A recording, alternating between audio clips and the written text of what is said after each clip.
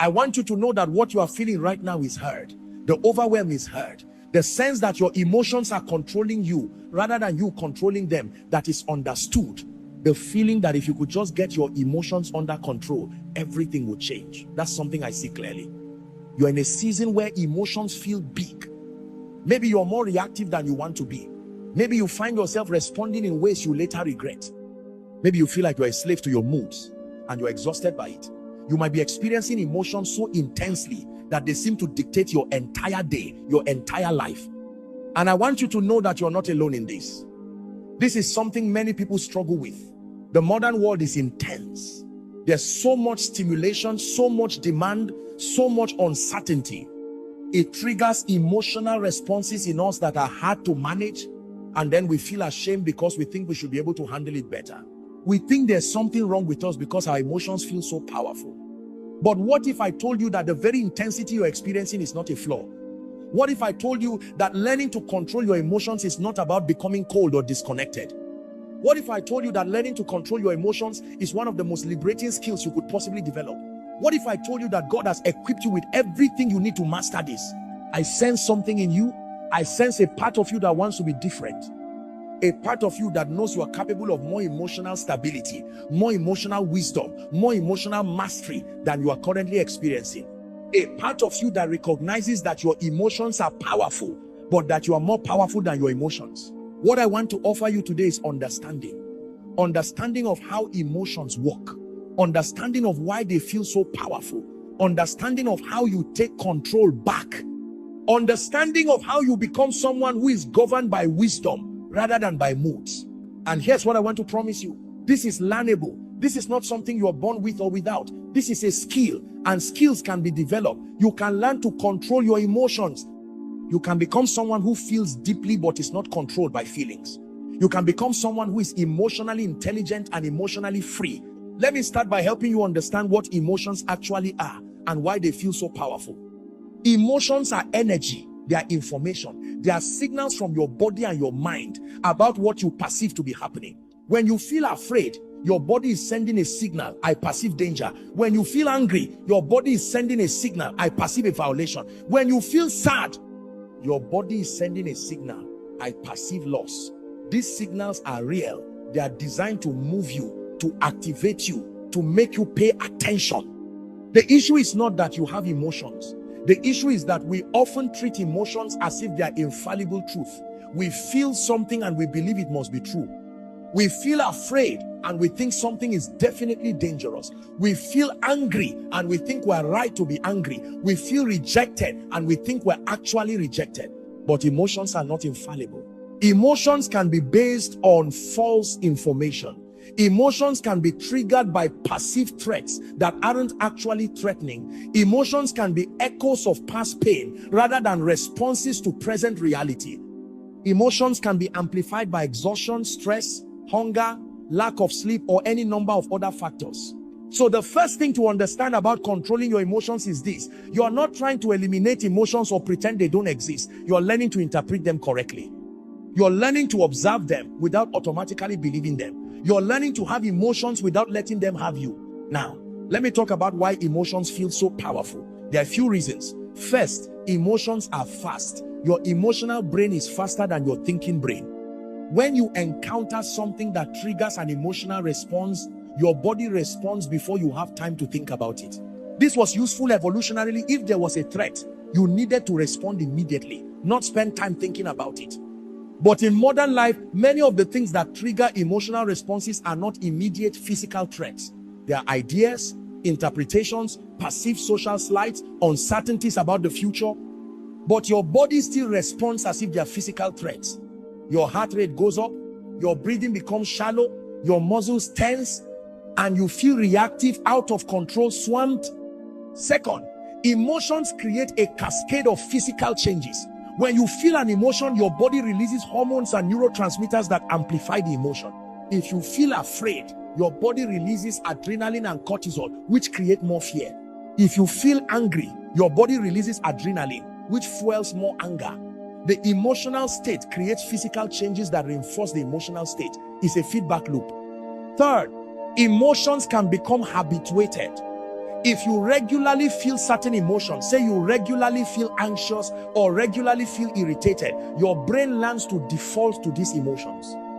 Your neural pathways are trained. These emotions become your baseline, and changing them requires retraining your neural pathways, which takes time and practice.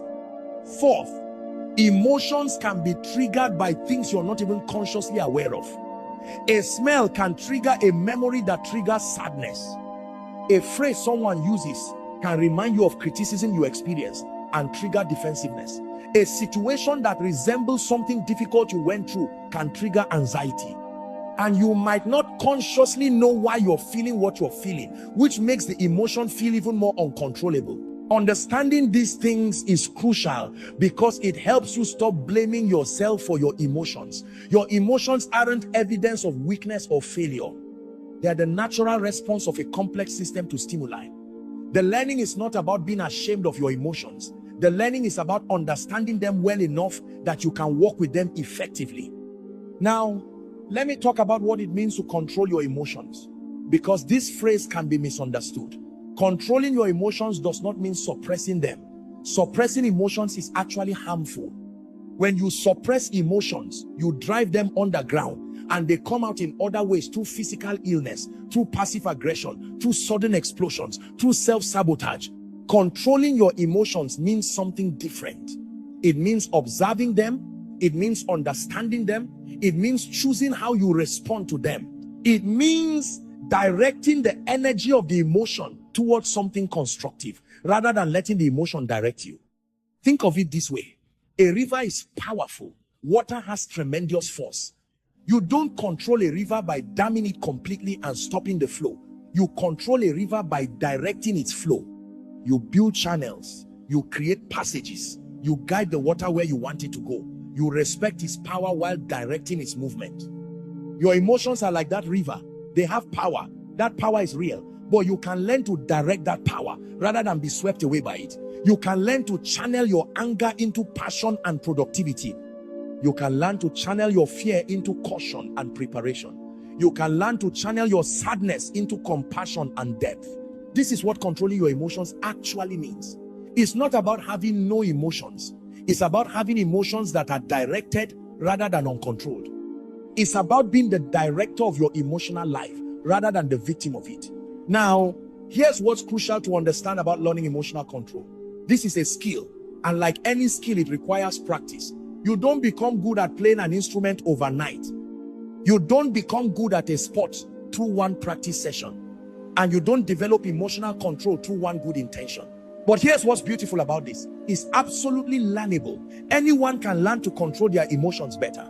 It doesn't matter how emotional you are naturally. It doesn't matter how reactive you've been. It doesn't matter how many years you've been controlled by emotions. You can learn to control them.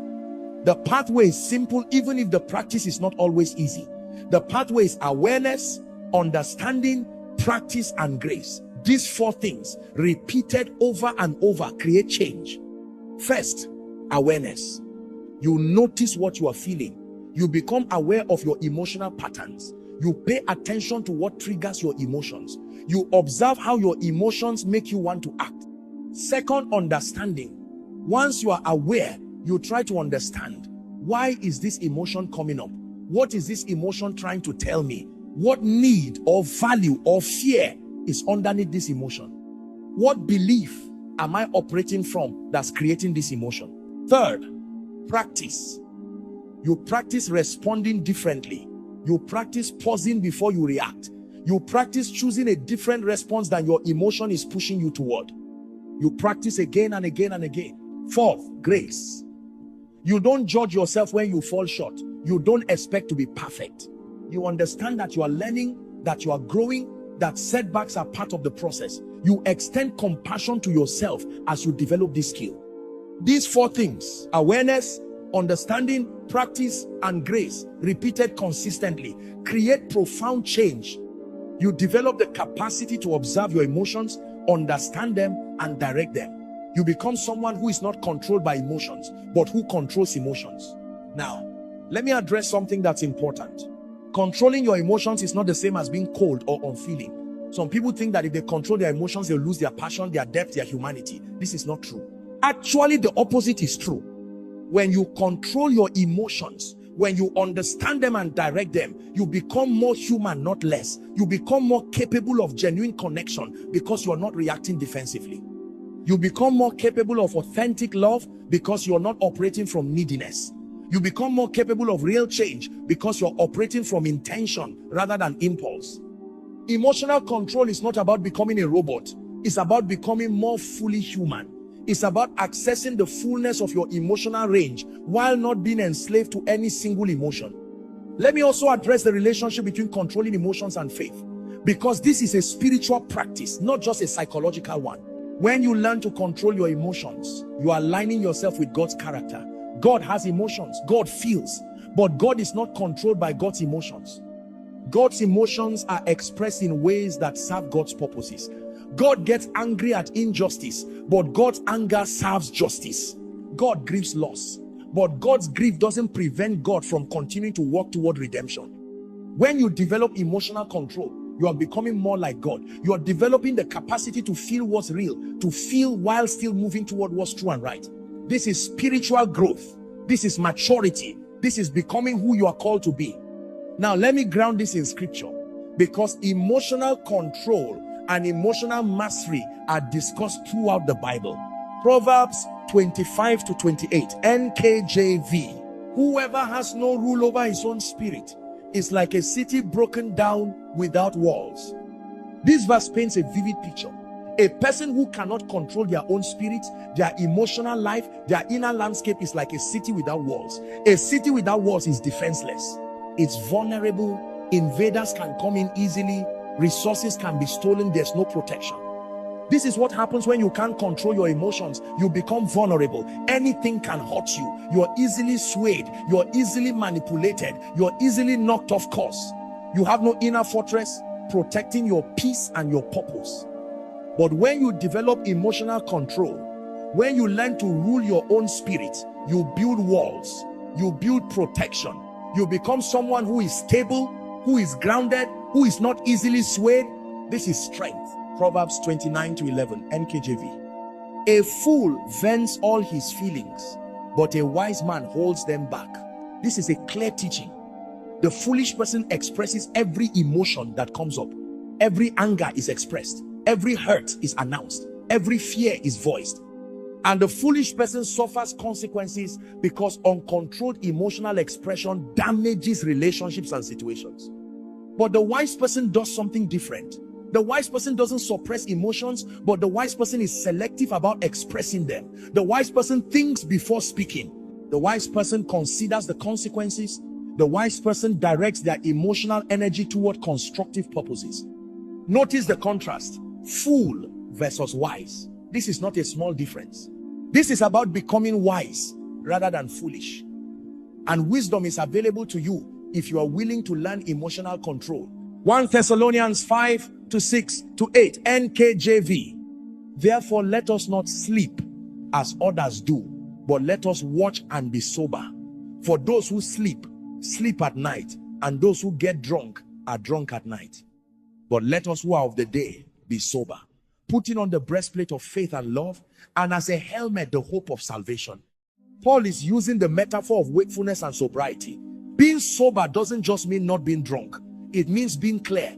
It means being aware. It means being intentional. Paul is calling for emotional sobriety, awareness, clarity, intentionality about your emotional life. And he's saying that this sobriety, this emotional clarity is how you protect yourself. You put on the breastplate of faith and love. You put on the helmet of hope. These are protective gear, and they are available to you when you are sober, when you are aware, when you are in control of your emotions. Proverbs 14:29, NKJV. He who is slow to wrath has great understanding, but he who is hasty in spirit exalts folly. This verse is specifically about anger, but it applies to all reactive emotions. The person who is slow to anger, the person who doesn't immediately explode, the person who thinks before responding, this person has great understanding. This person is wise. But the person who is hasty in spirit, the person who reacts immediately, the person who's controlled by emotion, this person exalts folly. This person makes foolish choices because they are acting from emotion rather than wisdom. The good news is that you can become slow to wrath. You can develop great understanding, not through denying your anger, but through learning to observe it and direct it. Proverbs 16:32 NKJV. He who is slow to anger is better than the mighty, and he who rules his spirit than he who takes a city. This is perhaps the most powerful statement about emotional control in all of scripture. Someone who can rule their own spirit, who can control their emotional responses, is greater than a military conqueror. Why? Because conquering yourself is harder than conquering others. Because ruling yourself is the ultimate victory. Think about this. A person who can control their emotions is more powerful than someone with an army, because that person's power is internal. That power can't be taken away. That power moves with them everywhere. Galatians 5:22-23 NKJV.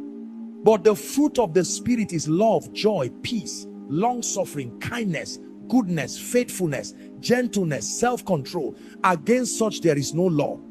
Notice what's listed here: love, joy, peace, long-suffering, patience, kindness, goodness, faithfulness, gentleness, and self-control. These are the fruits of the Spirit. These are what grow in your life when you are aligned with God's Spirit. And notice that self-control is listed. Self-control, which includes emotional control, is a fruit of the Spirit. This means it's something that grows in you as you develop your relationship with God and as you practice. This is available to you. Ephesians 4:26-7 NKJV. Be angry and sin not. Let not the sun go down on your wrath, neither give place to the devil. Paul is acknowledging that anger is real. Be angry, he says, but then he adds a crucial qualification: and sin not. You can be angry without sinning. You can feel anger without acting destructively on that anger. And he adds something else: don't let the sun go down on your wrath. Don't carry anger into the next day. Don't let anger simmer. Deal with it, resolve it, learn from it, but don't let it sit and ferment and grow. And the reason: neither give place to the devil. When you let emotions control you, when you give in to anger and let it fester, you are giving ground to destructive forces. But when you control your emotions, when you direct them constructively, you are taking that ground back. Philippians 4:4-7 NKJV. Rejoice in the Lord always. Again I will say, rejoice. Let your gentleness be known to all men. The Lord is at hand. Be anxious for nothing, but in everything by prayer and supplication, with thanksgiving, let your requests be made known to God, and the peace of God, which surpasses all understanding, will guard your hearts and your minds in Christ Jesus. Paul is teaching about emotional control in the face of anxiety. He says rejoice, and he says be anxious for nothing. Then he gives the pathway: prayer and supplication with thanksgiving. When anxiety arises, you have a choice. You can be anxious or you can pray. You can let the emotion control you, or you can redirect the energy of that emotion toward prayer and thanksgiving. And what happens? The peace of God, which surpasses all understanding, will guard your hearts and your minds. Peace comes not because the circumstance changed, but because you change your response. You control your emotion by redirecting it. 1 Peter 5:8-9 NKJV. Be sober, be vigilant, because your adversary the devil walks about like a roaring lion, seeking whom he may devour. Resist him steadfast in the faith, knowing that the same sufferings are experienced by your brotherhood in the world. Peter is calling for sobriety and vigilance. Be aware, be alert, stay in control of yourself. Why? Because your adversary is looking for opportunities to destroy you. And one of the main ways the adversary gets access is through your uncontrolled emotions. When you're reactive, when you're controlled by emotion, you become vulnerable. But when you're sober, when you're in control of yourself, you can resist destructive influences. You can stay firm in your faith.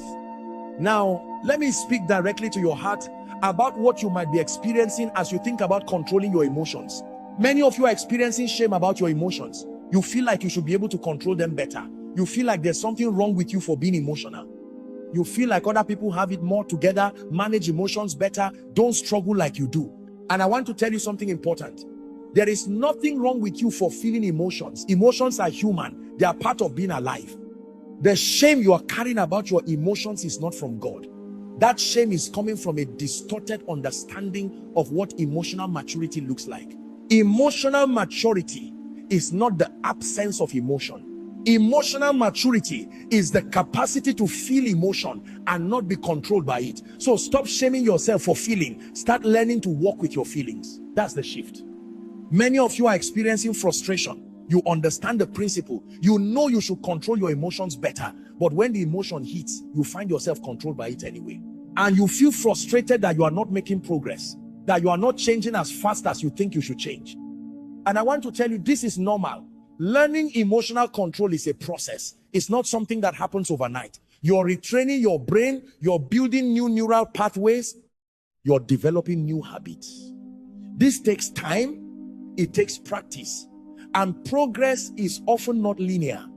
So extend grace to yourself. Celebrate the times you do pause. Do choose differently. Do control your response. Don't focus only on the times you are still controlled by emotion. Focus on the progress you are making. Many of you are experiencing the weight of continued struggle. You've been working on emotional control for a long time, but you're still having moments where emotions control you. You're still reacting in ways you wish you wouldn't.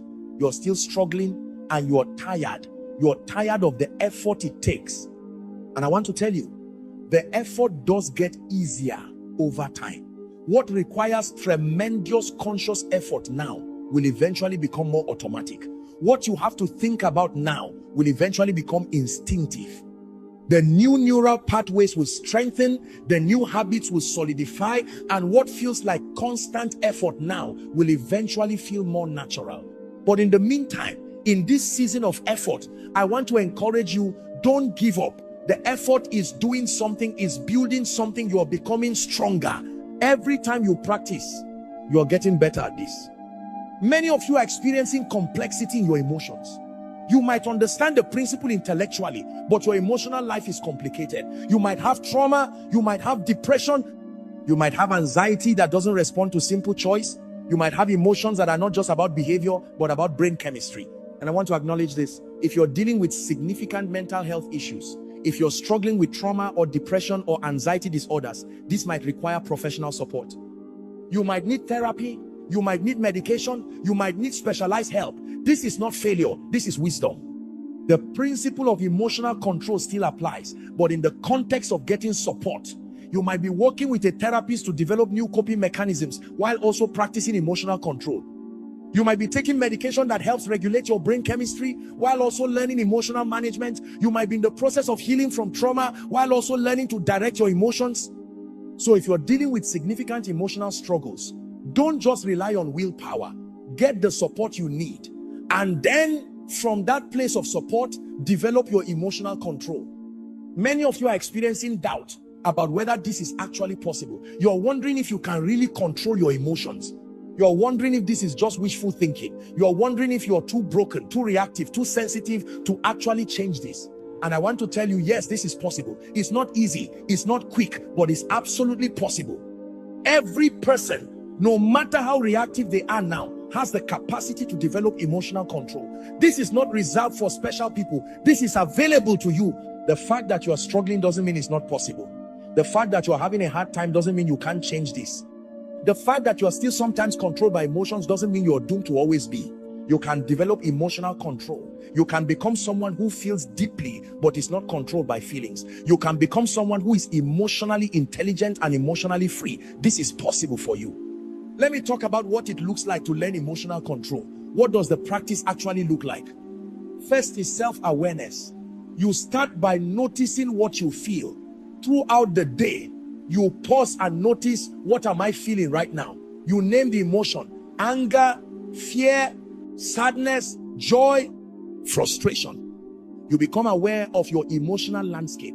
This might seem simple, but many people go through their entire day without really noticing what they are feeling. They are too busy, too distracted. But the first step of control is awareness. You can't control what you don't notice. Second is understanding the source. Once you notice an emotion, you ask, why is this coming up? What triggered this? Is this about what's happening right now? Or is this about something from my past? What need or value or fear is underneath this emotion? For example, if you notice anger, You might ask, am I angry because someone violated a boundary? Am I angry because I feel disrespected? Am I angry because I feel powerless? Understanding the source of the emotion helps you respond to the root cause rather than just react to the surface. Third is naming your values. What do you actually value? How do you want to be in this moment? What kind of person do you want to be? If you value kindness, do your angry words align with that value? If you value integrity, does your defensive reaction align with that? When you know your values, when you are clear about who you want to be, you have something to align with. Your values become a guide. They become stronger than your emotions. Fourth is pausing. When you feel an emotion rising, you pause. You don't immediately react. You take a breath. You count to 10. You pray. You take a moment. In that pause, you create space. And in that space, you have choice. This pause is crucial. Everything changes in that pause. Because without the pause, you are automatically reacting. But with the pause, you're choosing. Fifth is choosing your response. Once you've paused, once you are aware, once you understand the emotion, you can choose what you do next. You can choose to respond in alignment with your values rather than in alignment with your emotion. If you're angry, you might choose to take a walk rather than lash out. If you are afraid, you might choose to pray rather than panic. If you're hurt, you might choose to have a conversation rather than withdraw. Sixth is action. You do what you chose to do. You follow through. You respond in alignment with your values and your intention, not in alignment with your emotion. Seventh is reflection. After the moment has passed, you reflect. What did I learn? What worked? What didn't work? How can I do this better next time? You extract wisdom from the experience. These steps, awareness, understanding, naming values, pausing, choosing, action, reflection, these are the practice of emotional control. You don't do all of them perfectly every time, but you practice them. You do them again and again, and through repetition, you develop the capacity. Let me also talk about specific tools that help with emotional control. Breathing is perhaps the most powerful tool. Your nervous system is connected to your breath. When you are emotionally activated, your breathing becomes shallow and fast. But when you deliberately breathe slowly and deeply, you calm your nervous system. This gives your thinking brain a chance to come back online. Try this. When you feel an emotion rising, stop and breathe deeply for several breaths. Count to 4 as you breathe in. Hold for 4. Count to 4 as you breathe out. This simple practice can completely shift your state. Movement is another powerful tool. When you are emotionally activated, you have energy. Instead of acting on that energy reactively, you can move your body, take a walk, dance, exercise, do yoga. Movement helps emotions flow through you rather than get stuck. It also changes your neurochemistry and helps you think more clearly. Naming is a tool I mentioned earlier. Simply naming what you feel creates distance between you and the emotion. Instead of I am angry, you might say I'm noticing anger. This subtle shift from identifying with the emotion to observing the emotion creates space where you can choose. Time is a tool. Sometimes the best response is to delay. When emotions are high, decision making is poor. So if possible, give yourself time. Tell the person, I need to think about this, I'll get back to you. Let the emotion settle, then respond from a calmer state. Most situations don't require an immediate response. Give yourself time. Connection is a tool. Sometimes we need to process emotions with someone else. Talking to a trusted friend, a therapist, a mentor, a spiritual director can help you gain perspective, feel supported, and process what you're feeling. Don't try to do this entirely alone. Prayer and meditation are tools. These practices help you connect with something larger than yourself. They help you access wisdom beyond your own mind. They help you calm yourself and gain perspective. Physical self-care is a tool. When you're tired, hungry, or in pain, your emotions are amplified. So taking care of your body, sleeping enough, eating well, exercising is foundational to emotional control. Cognitive reframing is a tool. This is examining your thoughts and updating them if they are not true. If you think everyone is judging me, is that actually true? Probably not. Most people are thinking about themselves. If you think I'm a failure, is that actually true? Probably not. You've had successes, you're learning. Reframing your thoughts helps regulate your emotions. These tools work together. You don't use just one. You develop a toolkit and use different tools in different situations. Some situations require breathing, some require movement, some require connection. Over time, you develop the wisdom to know which tool to use when.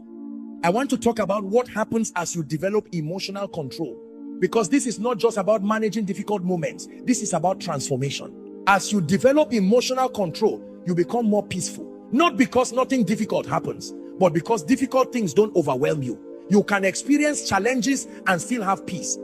You can face uncertainty and still be calm. You can feel pain and still move forward. As you develop emotional control, you become more effective. You make better decisions because you are making them from clarity rather than from emotion. You handle conflict better because you are not escalating through emotional reactivity. You solve problems better because you are thinking clearly. As you develop emotional control, you develop integrity. You do what you say you do. You are consistent. You are reliable. You are someone people can count on because you are not swayed by moods. As you develop emotional control, you develop influence. People respect someone who is calm, clear, and consistent. People follow someone who is in control of themselves. Your influence grows not through force or manipulation, but through the quiet power of emotional mastery. As you develop emotional control, you develop wisdom. Because emotional control requires understanding yourself, understanding others, understanding situations. You become wise in how you navigate life. As you develop emotional control, you develop resilience. You can handle setbacks because setbacks don't devastate you emotionally. You can experience loss because loss doesn't destroy your sense of who you are. You can face difficulty because difficulty doesn't break you. As you develop emotional control, you develop authentic relationships because you are no longer reacting defensively, no longer performing, no longer enslaved to moods. You can show up as yourself. You can love genuinely. You can be present with others. This is what emotional control creates. Not coldness, not distance, but depth, authenticity, resilience, wisdom, influence, and peace. This is what becomes possible. I want to address something specific that many of you might be experiencing. I want to talk about the emotions that feel biggest, the emotions that feel most out of control. For some of you, it's anger. Anger that feels like it controls you. Anger that you can't seem to manage. Anger that comes out in ways that hurt people you care about. Anger that leaves you ashamed afterward. And I want to tell you, anger is important information. Anger is telling you something. Usually, anger is telling you that a boundary has been violated, that you feel disrespected, that something matters to you. So the first step is not to eliminate the anger. The first step is to understand what the anger is trying to tell you. Then you can direct that anger. You can use the energy of anger towards something constructive. You can stand up for what you believe in. You can set boundaries. You can work toward change. The energy of anger can fuel positive action. For some of you, it's anxiety. Anxiety that feels like it's always there. Anxiety that keeps you from doing things you want to do. Anxiety that makes you avoid situations. Anxiety that feels like it's out of your control. And I want to tell you, anxiety is often about trying to control the future. It's about anticipating threats that might happen. Anxiety is trying to protect you by imagining everything that could go wrong. The response to anxiety is not to try to eliminate all fear of the future. The response is to ground yourself in the present, to do what you can do now, to accept what you can't control, to trust that you can handle what comes. Anxiety doesn't need to paralyze you. You can feel anxious and move forward anyway. For some of you, it's sadness or depression, a heaviness that feels difficult to move through, a darkness that colors everything, a sense of hopelessness. And I want to tell you, sadness is often about loss. It's about acknowledging that something matters and something has changed. Sadness is healthy when it's in response to real loss. But when sadness becomes depression, when it becomes a pervasive sense of hopelessness, you might need support. You might need to talk to a professional. You might need help. This is not weakness. This is wisdom. And getting help is part of developing emotional health. For some of you, it's shame or guilt. A sense that you've done something wrong, that you're not good enough, that you don't deserve good things, a constant internal critic. And I want to tell you, guilt is sometimes useful. Guilt is telling you that you violated your own values. But shame is different. Shame is telling you that you are fundamentally bad, and that's a lie. You might have done something you're not proud of, but that doesn't make you bad. Learning to distinguish between guilt and shame, learning to respond to guilt without being destroyed by shame. This is part of emotional development. For some of you, it's loneliness or rejection, a sense of not belonging, of being excluded, of being fundamentally alone, an ache that's hard to describe. And I want to tell you, loneliness is real and painful, but loneliness is not permanent. And loneliness is an invitation to connect more deeply with yourself, with God, with your purpose. Loneliness doesn't have to be a prison. It can be a teacher. Whatever emotion feels most out of control for you, the pathway is the same. Awareness, understanding, choosing differently, practicing, grace. Over time, you develop mastery even over the emotions that feel biggest. Let me speak some declarations over you. These are declarations of truth about your capacity and about who you're becoming. I have the capacity to observe my emotions without being controlled by them. I can feel what I feel and still choose how I respond. I am learning emotional control. Every day as I practice, I'm becoming more skilled at managing my emotions. I'm getting better at this. My emotions are important information. They tell me what I care about, what I value, what's happening inside me. But my emotions are not the boss of me. I choose my values over my moods. My commitment to being a certain kind of person is stronger than my impulses. I am governed by who I want to be, not by how I feel. I have the strength to pause. In that crucial moment between stimulus and response, I can create space. In that space, I choose. My peace does not depend on my circumstances. My peace comes from within. My peace comes from knowing who I am and what I believe. I am developing the fruit of self-control. As I practice, as I grow, as I surrender to God's Spirit, self-control becomes more natural to me. I extend grace to myself. I will not be perfect at emotional control, but I am practicing, I am growing, I am becoming more skilled. I trust the process. I understand that emotional control develops over time. I understand that consistency is what matters. I am committed to the practice. My emotions do not define me. I am larger than my emotions. I am capable of so much more than my feelings dictate. I am becoming someone who is peaceful, effective, wise, and resilient. I am becoming someone who is emotionally mature and emotionally free. Let me close with a prayer for you. A prayer for strength, for patience, for grace as you develop emotional control. Father, I come before you recognizing that the battle I'm fighting is internal. It's the battle to govern my own emotions, to direct my own responses, to become someone who is in control of myself rather than controlled by my feelings. I ask you to strengthen me. I ask you to give me awareness of my emotions, understanding of what they're telling me, and the wisdom to direct them constructively. Help me to pause. In those crucial moments when emotions are rising, help me to create space. Help me to breathe. Help me to think before I act. Help me to choose rather than react. Help me to remember my values. When emotions are pulling me in one direction, help me to remember who I want to be. Help my values be stronger than my moods. Help me to practice. I know this is a skill that develops over time. I know I'll have setbacks. I know I'll sometimes be controlled by emotion when I wish I wouldn't be. But help me to keep practicing. Help me to try again and again. Help me to extend grace to myself. When I fall short, when I'm controlled by emotion, when I react in ways I regret, help me to forgive myself. Help me to learn without shame. Help me to understand that I'm human and I'm growing. Help me to see my emotions clearly. Help me to understand what they're telling me. Help me to use the energy of my emotions towards something good rather than something destructive. Help me to develop self-control, that fruit of your spirit. Help me to become someone who is peaceful, wise, effective, and resilient. Help me to become someone who is emotionally free. And Father, help me to trust. Help me to trust that as I practice, as I grow, as I surrender to you, I will develop emotional control. Help me to trust that this is possible for me. Help me to trust that you are working in me, strengthening me, transforming me. Thank you for your patience with me. Thank you for your grace. Thank you for believing in me even when I doubt myself. Thank you for the promise of transformation.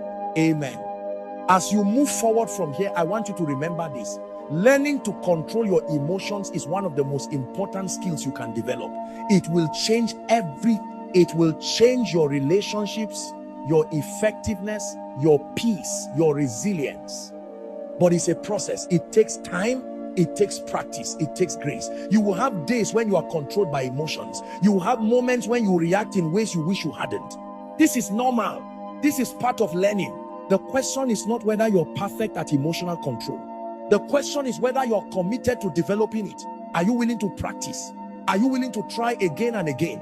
Are you willing to extend grace to yourself while you're growing? If the answer is yes, if you are willing to commit to this practice, then you will change. Gradually, over time, you will become someone who is governed by wisdom rather than by moods.